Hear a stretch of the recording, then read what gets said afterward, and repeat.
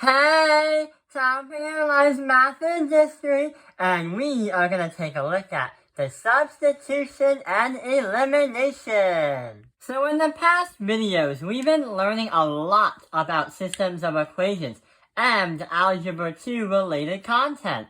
And what we're going to do is, since we're learning about systems of equations where we have to find what x and y is on a slope, substitution and elimination are alternative strategies when they are really complicated, because sometimes the formulas or the equations are not going to be in its y equals mx plus b form.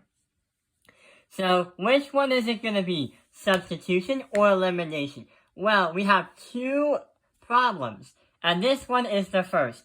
In this case scenario, we're going to use substitution. So we have the problem 2x plus 3y equals 12 and x plus y equals 5. Find the values of x and y. So when we write the problem on here to see how it all works, when you do substitution to find out what x and y is, you are literally putting two equations and put one equation and merge it with the other to make one giant equation. Then you'll be able to use one variable to fill it in and to get your answer for x and y. It doesn't matter where you start, but usually it's easy to start with the smaller equation with numbers. So we have x and y. What I'm going to do is do x. So we're going to subtract by y and subtract this side by y by 5. So our new equation is going to be x is going to equal 5 minus by y. When I try to do that, then I can put x into that 2x, because that is where we're supposed to substitute in. So if all this is going to be equal to x, then that means our 2 multiplied by our x, which is equal to 5 minus y, and in parentheses, because that equaled x, and that x is over there, we have to add that by 3y, and it's going to equal our 12. So you see how we have some kind of gigantic equation? That's what we're going to do to see what x and y is. If we find out what y is, we'll be able to find out what x is. So 2 multiplied that by 5 is going to be 10. 2 multiplied by negative y is going to be negative 2y. Then we have to add that by 3y, and that is going to equal our 12. The next thing we could do is combine the like terms. So negative 2 plus 3y is just going to be y. Then we have 10 plus y equals 12. Subtract this side by 10 and subtract that side by 10 to get y alone. 12 minus 10, our y is going to equal 2. So if our y is going to equal 2, then we know what we could get for x by putting 2 in for y. So if we found out that 2 is in for y, then here's what happens. Our new equation is 2x plus 3 times 2 is 6, is going to equal 12. Subtract by 6, subtract this side by 6, and 2x is going to equal 6. Divide by 2 and divide by 2, our x is going to equal 3. So here's what happens. If x is 3, then y is 2. So that tells us if you wanted to put it into an answer, you're going to write in a parentheses, like a point on a line, 3, 2. Because if you put these two equations on a graph, then they will meet at 3, 2 when they intersect. And it doesn't matter when you use the first equation or the last equation. What we're going to do is move on to the next one. So instead of substituting, what we're going to try and do is try out the elimination method.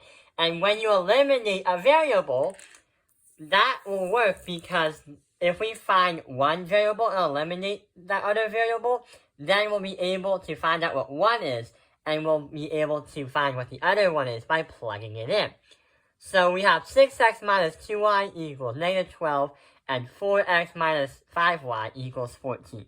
So as I rewrite the problem over here, here's what happens. We have two equations. We have to eliminate one of the equations. What can we do? Well, we have a negative 2y and a negative 5y.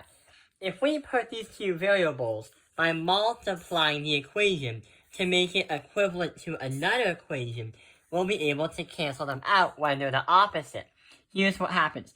In order to get the negative 2y to a negative 10, we have to multiply that by 5. In order to get this to a positive, we have to multiply by a negative and vice versa. So here's what happens. 5 times 6x is going to be 30x.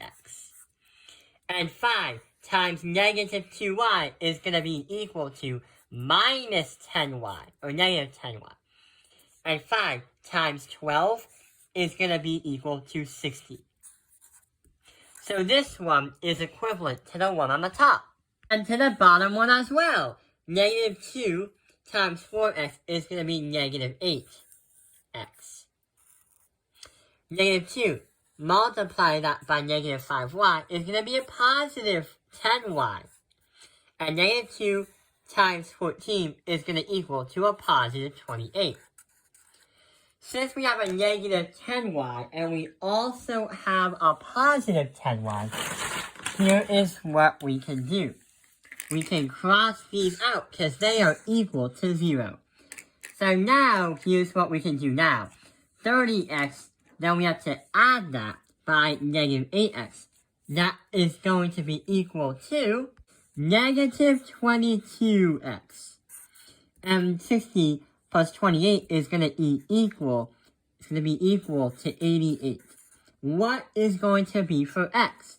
Divide by negative 22, divide by negative 22, and our x is going to equal negative 4. If x equals negative 4, then what is y? That's how we can re-put that negative 4 in for x to see what happens. So, if we put negative 4 in for x into the top one, so negative 4 and 6, when you multiply them two together, you get 24, negative 24, minus 2y is going to equal 12. If we add by 24 and add this side by 24, we will be able to get, I'm going to move this down to over here, negative 2y is going to equal to 36. Divide by negative 2 and divide this side by negative 2, and y is going to be equal to negative 18. So here's what's going to happen. If we have 4 and negative 18. So that, I think negative 4, negative 18. That is going to be a point when the two lines intersect. And that explains how we can understand how to do the substitution and the elimination in a systems of equation. I hope this video has helped you understand substitution and elimination. Thank you for watching Top Opinion Live's Math Industry. Like and subscribe.